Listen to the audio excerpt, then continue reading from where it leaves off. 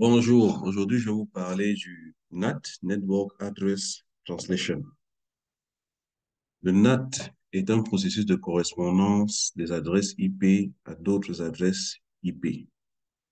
La correspondance d'adresses réduit le besoin d'adresses publiques IPv4. Le processus est généralement effectué par des routeurs ou des pare-feux. Une manière de synthétiser ça, si vous prenez un réseau comme celui-ci, vous avez là des machines qui ont des adresses différentes, enfin qui appartiennent des sous-réseaux différents.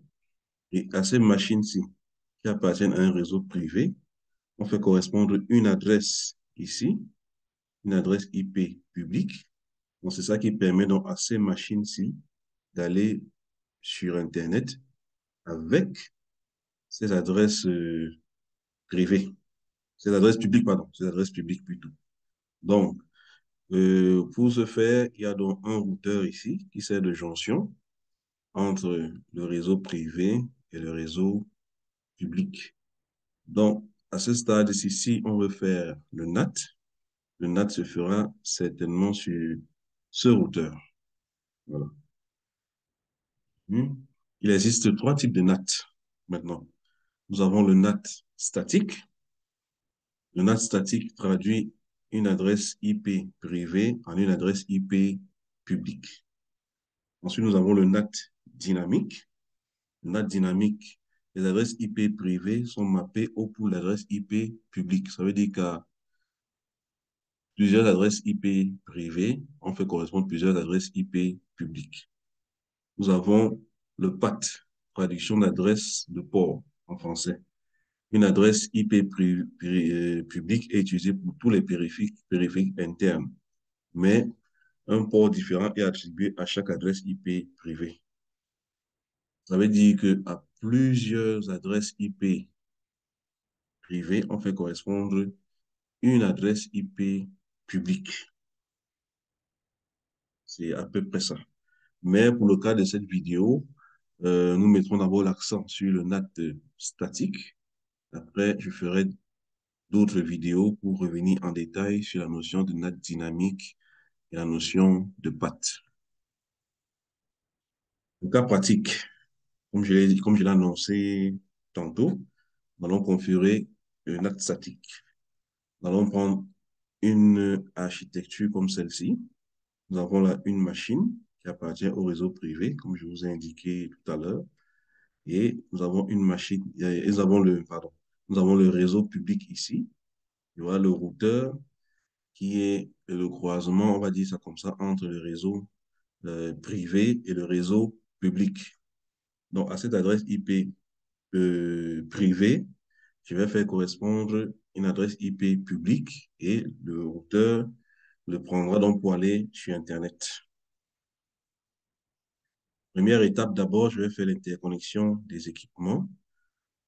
Pour ce faire, je vais prendre un outil qu'on appelle le Packet Tracer et je vais monter le réseau. C'est parti.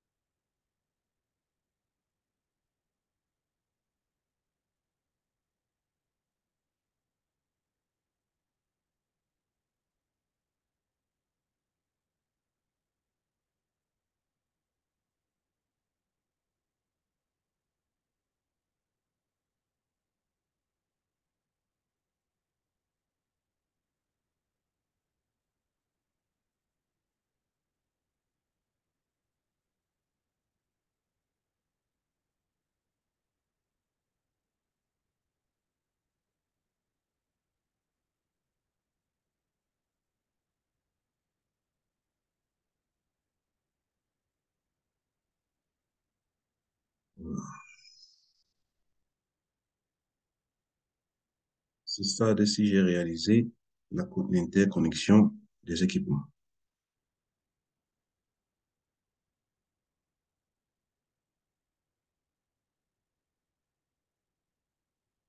Non, non, au niveau de ISP, ici l'ISP, c'est le routeur qui permet, enfin le routeur qui permet d'aller sur Internet, le routeur de l'opérateur, si je peux le dire ça comme ça. Donc ici, il est question de configurer l'interface loopback.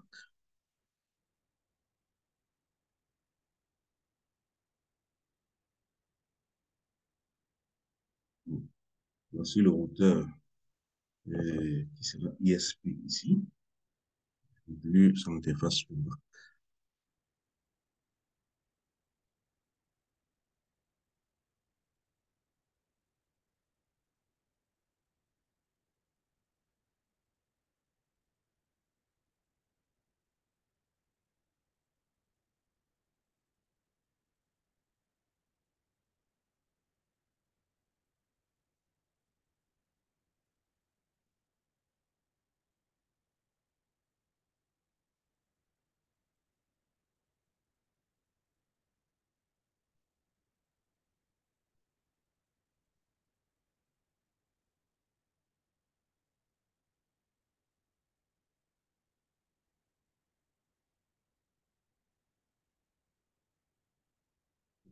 Et toujours à chaque fois, il faut toujours se regarder.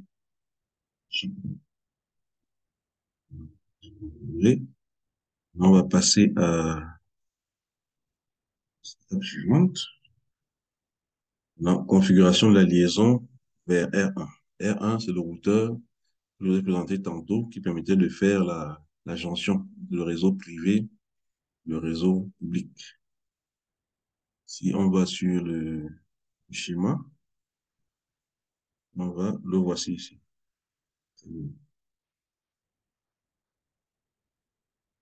Donc ici, je configure donc cette interface qui va vers ce routeur.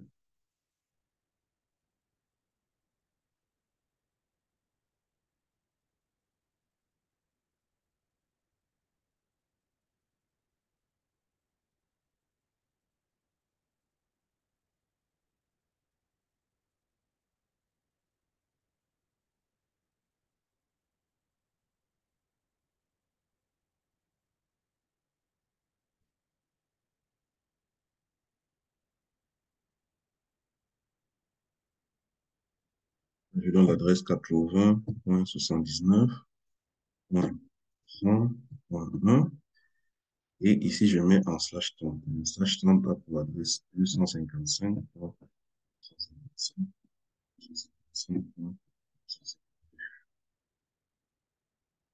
Et quand je fais ça, toujours, j'active maintenant l'interface. Donc, pour activer l'interface, je fais no shutdown.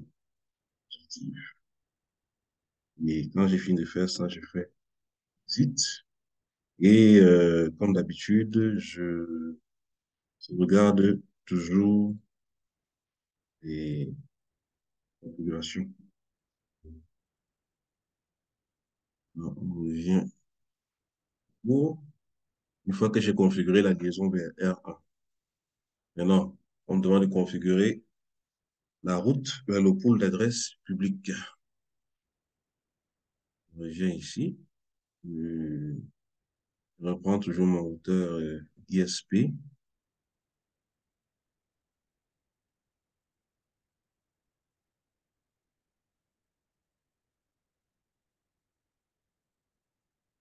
Maintenant, le pôle d'adresse IP public ici. IP, c'est 201.9.10.16. Et ici, et puis en slash 30. 255, 255, ça passe par l'interface. Et, ah,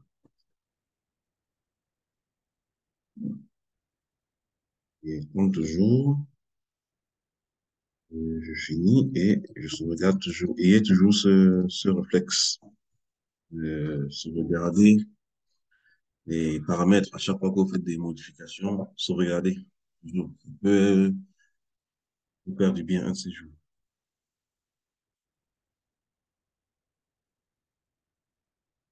Maintenant, après la configuration de la route vers le pôle d'adresse publique, maintenant, on va sur le routeur R1 et on configure l'interface sérielle vers ISP. On y va. Donc, pour illustrer ça, voici le routeur qu'on appelle R1. En fait, c'est lui ici. Et voici l'interface sérielle. C'est cette interface qui va vers ISP. Nous allons changer ici.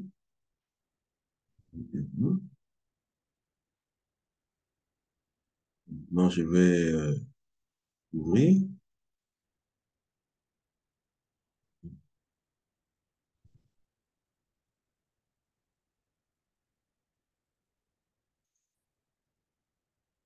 Ici, l'interface aura pour adresse, pas d'abord série 0 A, U,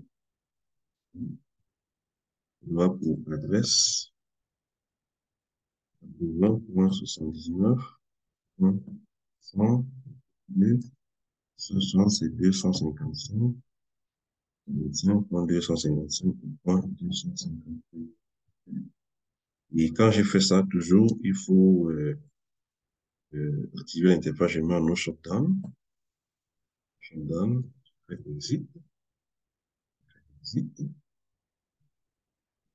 puis je sauvegarde.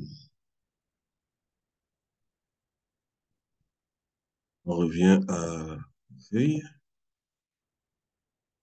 Hein, configuration interface réelle. Non, ensuite, configuration d'interface vers le LAN. Si on revient sur le schéma, le LAN, c'est ce côté. Voici l'interface qui permet d'aller vers dans le réseau privé, le réseau ici.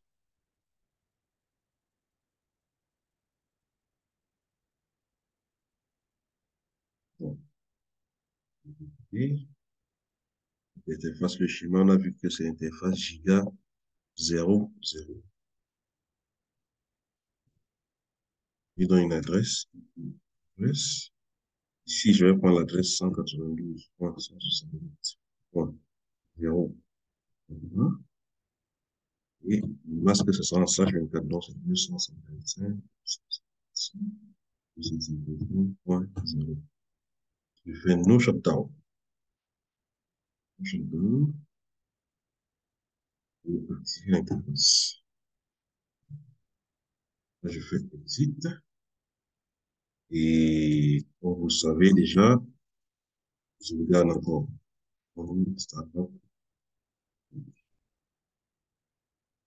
Si on revient sur le schéma, vous verrez que les interfaces ici sont passées au vert. Elles sont déjà activées. Donc, on suit la feuille, fait la configuration du VLAN. On configure une route par défaut. Donc, je reviens toujours sur mon routeur R1 ici. Et bon, pour faire la différence d'abord, lui donner un nom. Moi, je fais la route par défaut.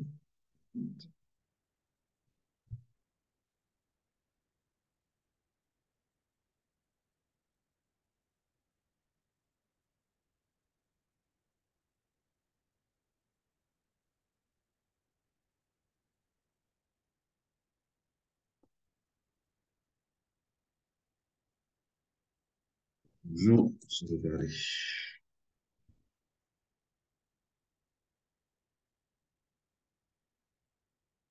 Si nous revenons à la feuille, là, il faut effectuer les tests. On va dire effectuer les tests suivants. Ping depuis le PC vers 1.1 et ping depuis R1 vers 8.8.8.8. 8.8, comme vous savez, c'est la DNS de Google. Et là, bon, c'est en version simulateur. Bien. Mais avant de faire ça, je dois d'abord configurer cet ordinateur, sinon ça ne marchera pas. Donc, je viens ici.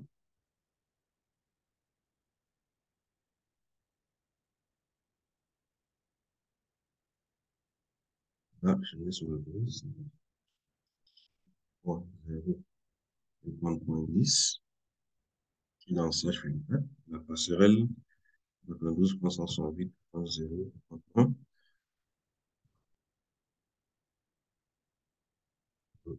Je vais vous faire vérifier que ça fonctionne. Là, ça fonctionne 0,10. C'est la passerelle.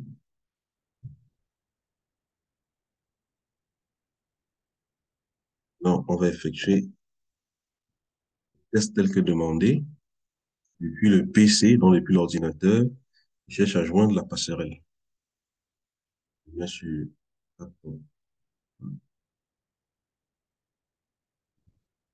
Bing, 92.0.1.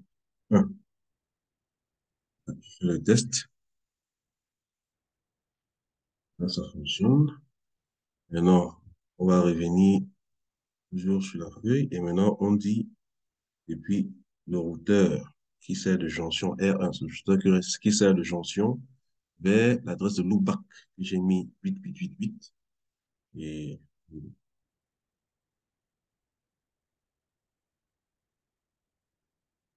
le ping vers 8.8.8.8. Bing, ça marche. Vous avez vu ici. Success rate is 100%. Bon, ça marche. On continue maintenant avec la feuille. Non, nous allons configurer le NAT. Maintenant, pour configurer le NAT, première étape, c'est indiquer au routeur où se situe le réseau privé, où se situe le réseau public, en configurant les interfaces. Donc, le routeur ici, si on revient sur le schéma, c'est le routeur qui fait la jonction. Donc, en réalité, il faut dire à ce routeur où se trouve le réseau privé et où se trouve le réseau public. Et pour le cas d'espèce, si on prend ce routeur, l'interface Giga 00 qui est ici porte ce réseau privé. L'interface qui est ici va porter le réseau public. Public.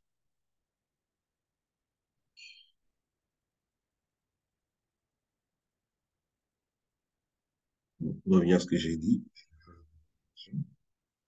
ici, pour l'interface, gigabit Internet 0 par 0. Bon, ici, je vais dire IP. Là, ici, c'est réseau privé, c'est Insight. Ici, je fais Exit. Maintenant, je prends l'autre interface qui va vers le routeur, vers l'ISP, qui est serial 0 à 2 à 0. J'ai dit ici, il fait IP NAT. Là, maintenant, c'est Outside. Je fais là et je fais Exit. Et à chaque fois, je sauvegarde la configuration.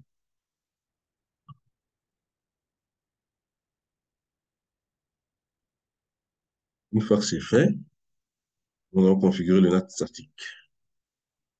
On configure le NAT statique. On configure le NAT statique. On vient toujours sur le schéma. Là, on va configurer le NAT sur le routeur R1. Moi, je prends maintenant mon routeur R1.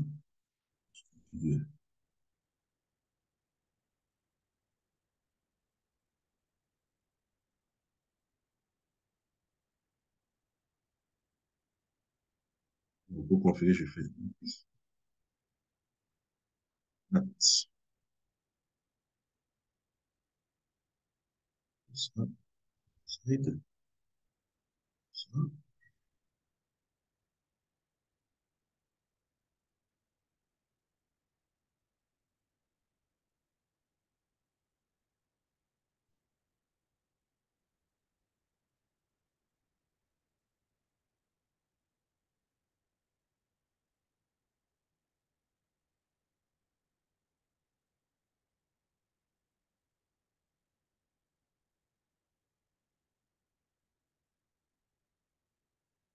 ici. Maintenant, quand j'ai configuré le NAT statique pour ce routeur, enfin, pour cet ordinateur, maintenant, il faut que je donne son adresse sur le réseau. Adresse 201, je choisis, point 49, point 10, point 30. Et cette adresse.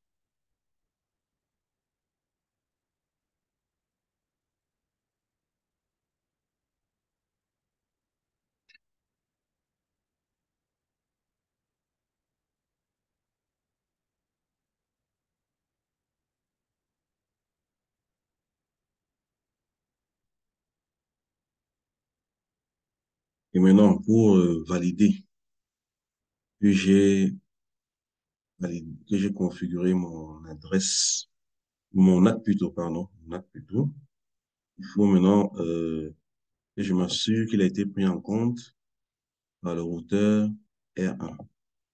Donc, pour ce faire, je vais dans le routeur R1 et je tape la configuration Show IP.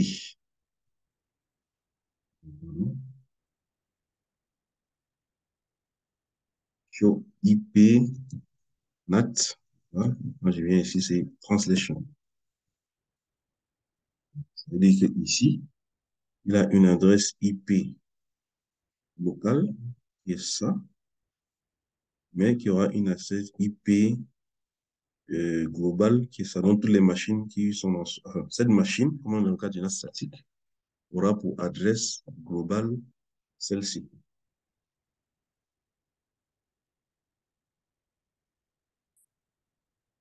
Maintenant, quand j'ai fini ça, maintenant, je vais passer à une étape de test. De test. Je reprends mon laptop. Comme ça. Là, je fais un ping vers